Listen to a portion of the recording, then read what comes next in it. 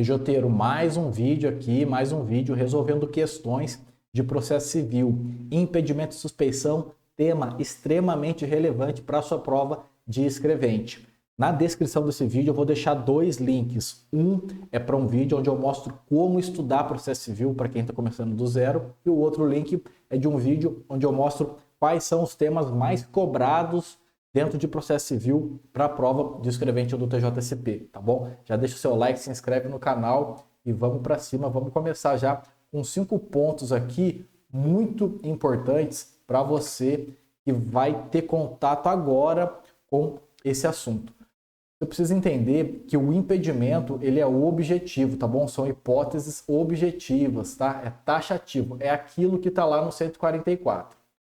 A suspeição já é subjetiva, tá? E você precisa decorar as hipóteses que tem lá no impedimento e na suspeição para você não errar, porque é isso que a banquinha vai fazer. Vai trazer um ponto que é de impedimento, vai dizer que é de suspeição e assim por diante. Prazo, não é tema de prazo hoje, mas prazo está no processo civil inteiro. Então aqui, ó, sempre 15 dias do conhecimento do fato, tá bom? Do conhecimento do fato, guarda isso. E vai ser em petição específica. Não vai reclamar o impedimento ou suspeição em autos apartados. Fica ligado nisso. Efeito suspensivo. Agora, foi recebido o incidente com efeito suspensivo, o processo fica suspenso até ser desenrolado aquela suspensão. E a tutela de urgência que eventualmente foi deferida já, vai lá para o substituto legal, nunca para o juiz aí que é alvo desse impedimento ou dessa suspensão. Vai lá para o juiz do segundo grau que está julgando o recurso, tá bom? Acolhido aí, né, os atos viciados são nulos, tá bom? Todos os atos que o juizão ele praticou ali naquele processo vão ser nulos a partir do momento fixado aí que ele é suspeito ou impedido, tá bom? E o alcance? Impedimento e suspeição alcançam sim MP, auxiliares da justiça e demais sujeitos imparciais. Presta atenção que a banquinha vai querer brincar com isso daqui. Demais sujeitos imparciais. O assistente técnico é parcial, é ligado à parte, tá bom? O que é isso, Robson? Você entrou numa disputa judicial aí com o seu vizinho, porque o muro do vizinho caiu em cima do seu carro e você quer que ele pague e ele não quer pagar. Vai chegar num ponto do processo, se vocês não se resolverem, que o juizão vai nomear um perito para fazer uma perícia e entender de quem que é a culpa aí, o que aconteceu com esse muro. E aí as duas partes podem indicar assistentes técnicos para acompanharem a perícia. Então, o assistente técnico ele não é imparcial, ele é parcial, a parte que vai arcar com os custos desse profissional. Vamos para a questão número 1. Tenta resolver sozinho, aperta o seu pause, depois você vem comigo. Já tentou resolver, agora a gente vai junto aqui. Ó, José, juiz de direito, percebeu que um dos processos judiciais a ele distribuídos tinha como réu instituição de ensino para a qual prestava serviços, por meio de contrato, sem vínculo empregatício, produzindo material para um curso de pós-graduação na modalidade EAD.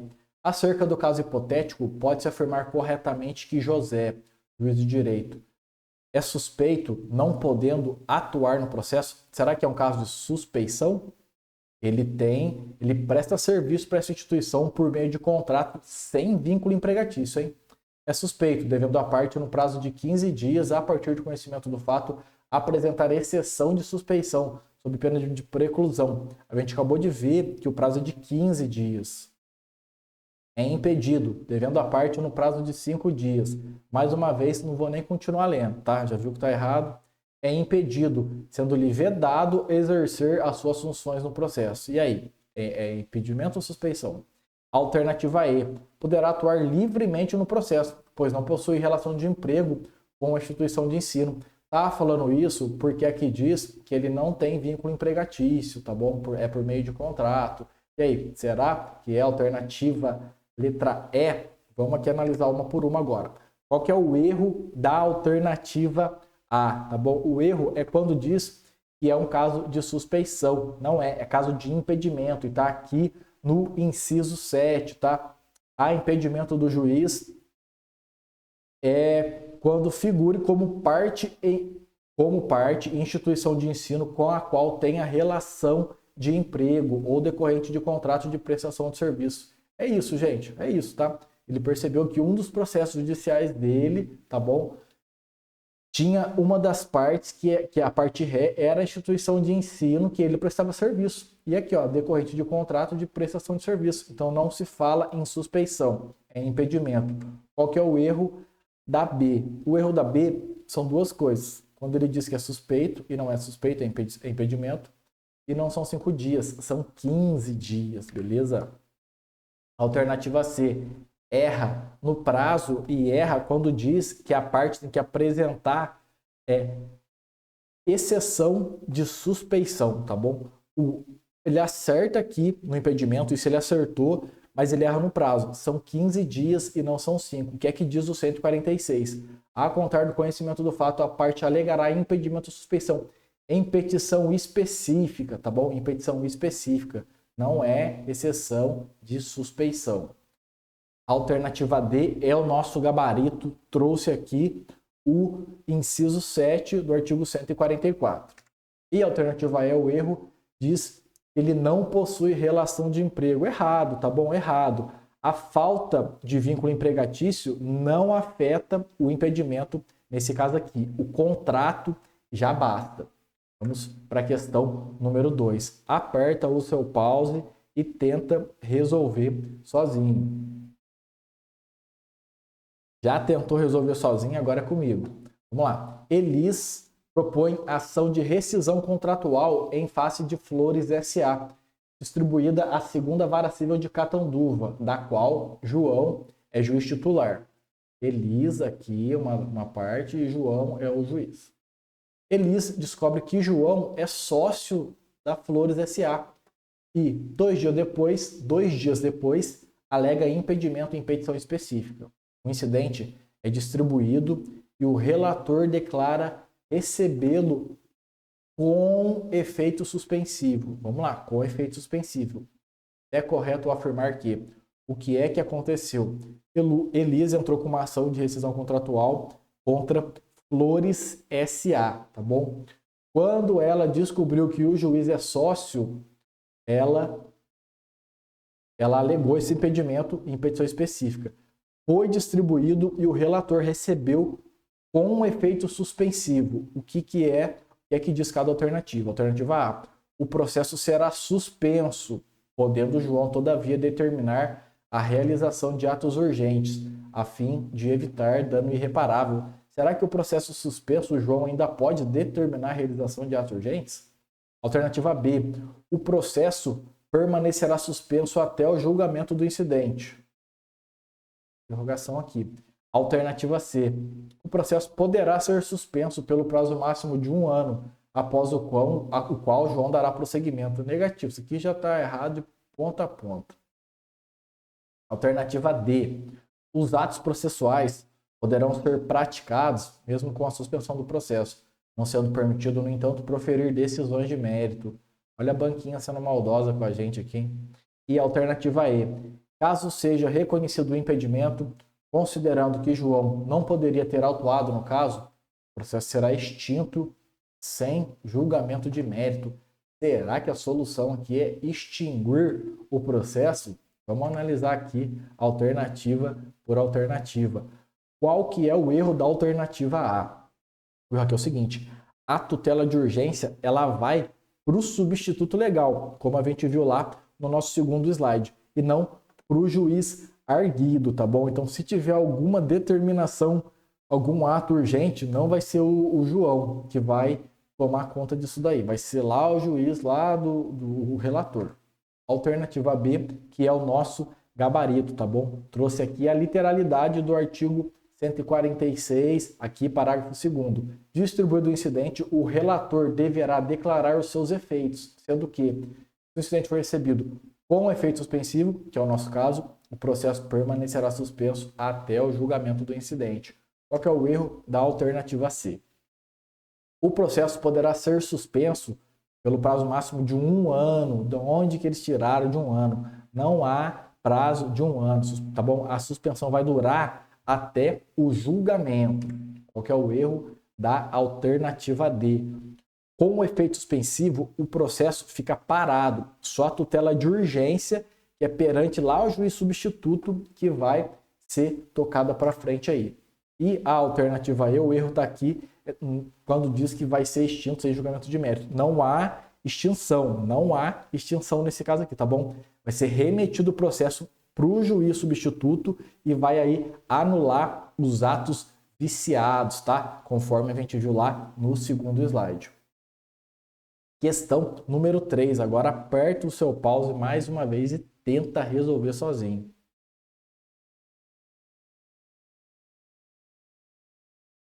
Já tentou resolver sozinho? Agora é comigo aqui.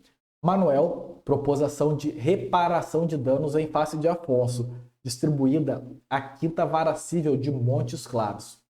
Descobre que o juiz titular, Francisco, é amigo íntimo de Afonso. Tá? Diante da situação, assinala a alternativa correta. Amigo íntimo é caso de impedimento ou de suspeição? Alternativa A. Caso Francisco não reconheça o pedido de suspeição, distribuirá o incidente ao tribunal. Enquanto o relator não declarar o efeito em que é recebido o incidente, não será possível o pedido de tutela de urgência. Completamente errado isso aqui. Alternativa B. Manuel terá prazo de 5 dias a contar do conhecimento do fato para, em petição específica, alegar impedimento de Francisco. Ficou bonito, exceto esses 5 dias aqui. Alternativa C. Acolhida a alegação, tratando-se de manifesta suspeição, o tribunal condenará Francisco nas custas e remeterá os autos ao substituto legal, sendo cabível recurso da decisão. Ficou legal essa alternativa aqui, hein? Alternativa D. Reconhecido o impedimento de Francisco, todos os atos do processo serão anulados. Será que todos serão anulados? Alternativa E. Manuel deverá aguardar a primeira oportunidade para falar nos autos para apresentar o pedido de suspeição. Será que é suspeição? Vamos analisar aqui alternativa por alternativa. Questãozinha legal. Amizade íntima. Qual que é o erro da alternativa A? Diz que não será possível o pedido de tutela de urgência.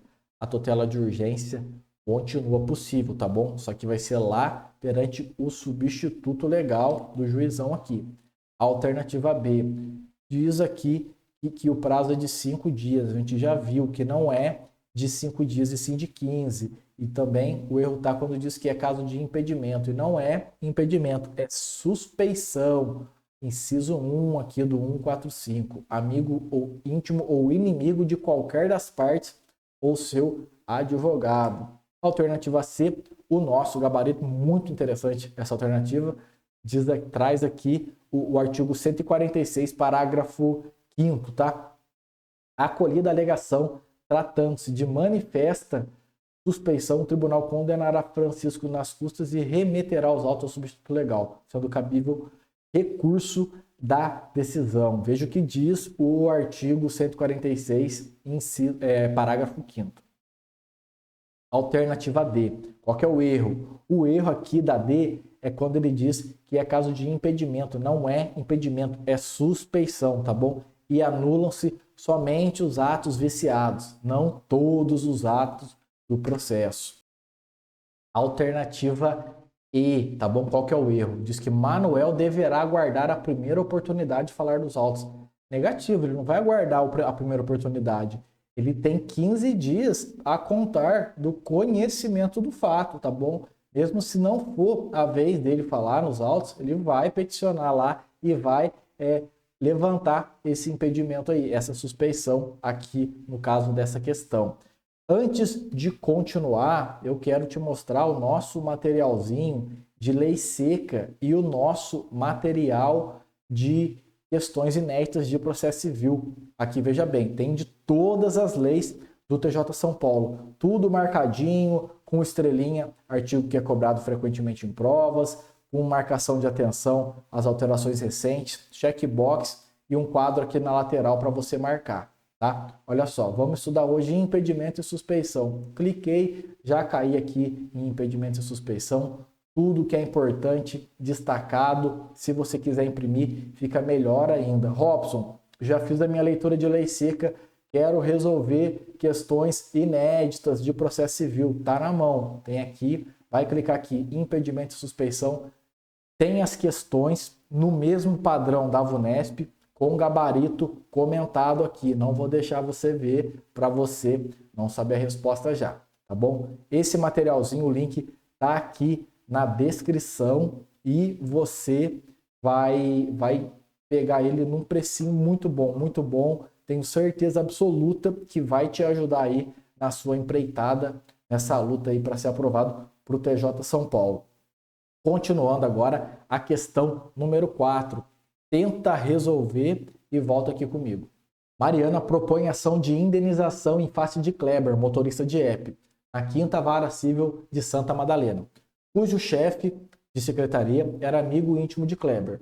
O juiz nomeou perito, Kleber nomeou técnico, que era assistente técnico, que era proprietário do imóvel locado por Mariana e autor de ação de despejo contra ela. Mariana poderá alegar que, no processo de indenização, veja bem aqui a salada que a VUNESP fez com a gente. Mariana entrou com um processo contra Kleber. Deixa eu pegar uma canetinha aqui.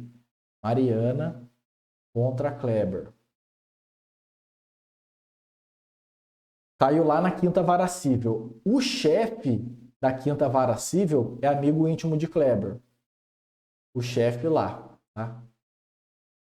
E o juiz nomeou perito e Kleber nomeou assistente técnico. O assistente técnico, ele é proprietário de um imóvel que a Mariana loca, tá? E ele é autor de uma ação de despejo contra a Mariana. Então, o assistente tá contra a Mariana também. Olha que salada.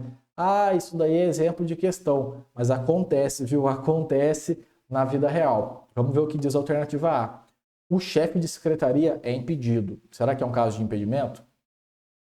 Alternativa B. O assistente técnico é impedido. Será que se aplica ao assistente técnico? Alternativa C. Tanto o chefe de secretaria como o assistente técnico são suspeitos. Bom, caso de amigo íntimo, a gente já viu que não é impedimento. Então já dava para excluir a alternativa A. A gente viu que é suspeição, como na última questão. Então, pode ficar aqui essa pergunta também. Do chefe de secretaria é suspeito. Tá? Mariana poderá alegar que, no processo de indenização, o chefe de secretaria é suspeito. Bom, a amizade, a gente já viu que é caso de suspeição. Então, está aqui o nosso gabarito. E a alternativa E, o assistente técnico é suspeito. Negativo, vou te contar por quê. Vamos lá. Alternativa A. Amizade íntima é suspeição. Então, falou que está impedido, já está errado. O assistente técnico é impedido. Só o chefe de secretaria. O assistente técnico não é sujeito imparcial, tá bom? Vamos lá. Aplicam-se os motivos de impedimento e suspeição aos demais sujeitos imparciais no processo. O assistente técnico é parcial, é ligado àquela parte que nomeou ele. Alternativa C. Tanto o chefe de secretaria como o assistente técnico são suspeitos negativos. Só o chefe de secretaria, tá bom? E a alternativa D. O chefe de secretaria é suspeito. Perfeito, perfeito. Alternativa E. O assistente técnico é suspeito. Novamente, não alcança o assistente técnico. Questão número 5, aperta o seu pause e tenta resolver sozinho.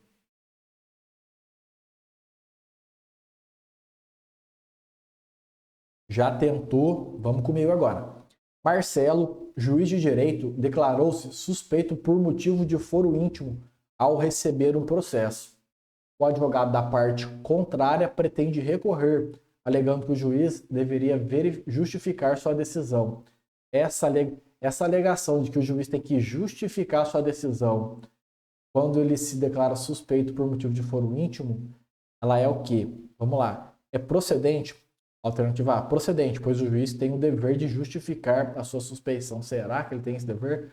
Alternativa B, improcedente, pois A suspeição por foro íntimo dispensa justificativa. Interessante essa questão aqui, hein? Procedente, pois a ausência de fundamentação viola o contraditório. Será que viola?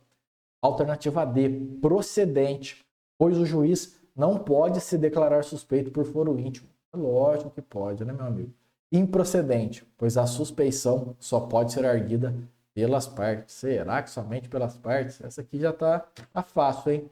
Qual que é o erro da alternativa A? Não há dever de justificar, tá bom? O foro íntimo dispensa as razões, ó. Poderá o juiz declarar suspeito por motivo de foro íntimo, sem necessidade de declarar suas razões. Parágrafo 1º do artigo 145. Alternativa B, improcedente aqui, trouxe aí o nosso parágrafo 1º aqui do 145, nosso gabarito. Alternativa C, a ausência de fundamentação viola o contraditório negativo, contraria totalmente aqui o nosso parágrafo 1º. Alternativa D, procedente, pois o juiz não pode se declarar suspeito por foro íntimo. Claro que pode se declarar. Alternativa E, improcedente, pois a suspeição só pode ser arguida pelas partes. Negativo. Contrariou também aqui o parágrafo 1º do artigo 145. Agora a gente vai para uma questãozinha bônus, que é sobre prazo. Por que, Robson? Porque em todos os vídeos aqui de resolução de questões, eu estou trazendo uma questãozinha, pelo menos, de prazo. Tem um vídeo só com questões de prazo e nos outros estou trazendo uma. Por quê? Porque é o tema que a VUNESP mais gosta e se você está aqui, você não vai morrer desse mal, beleza? De prazo você não morre. Aperta aí o seu print, tenta resolver a questão e vem comigo.